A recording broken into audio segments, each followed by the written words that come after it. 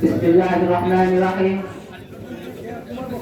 আসন্ন ত্রয়োদশ জাতীয় সংসদ নির্বাচনে সুনামগঞ্জ ৩ জগন্নাথপুর শান্তিগঞ্জ আসনে সংসদ সদস্য পদপ্রার্থী জননেতা কৌশল এম আহমদের আজকের নির্বাচনী পরিসভায় উপস্থিত সম্মানিত সভাপতি সাহেব, উপস্থিত জমিয়ত এবং বিএনপির নেতৃবৃন্দ, সংগ্রামী সাথী ও বন্ধুগণ, আপনারা জানেন দীর্ঘ 17 বছর জগন্নাথপুর উপজেলা উন্নয়ন বঞ্চিত, বিশেষ করে সৈয়দপুর টু কানালগাঁই রাস্তার উন্নয়ন হয়নি।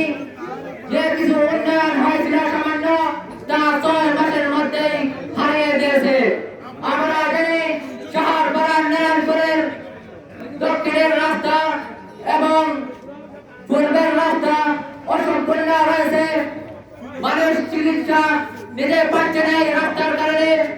বর্ষার সময় রাস্তার বেহাল দশা হয়ে যায়। সেই সব উন্নয়ন করতে হলে আমাদের যোগ্য নেতার প্রয়োজন, যোগ্য সংসদ সদস্য প্রয়োজন, যার মাধ্যমে আমাদের এইসব উন্নয়ন কার্যক্রম সম্পাদন করা যাবে। সেই হিসেবে বিএনপি জমিয়ত জোট মনোনীত জননেতা কৌশল এম আহমদকে আগামী 12 ফেব্রুয়ারি ধানের শীষ মার্কায় ভোট দিয়ে জয়যুক্ত করে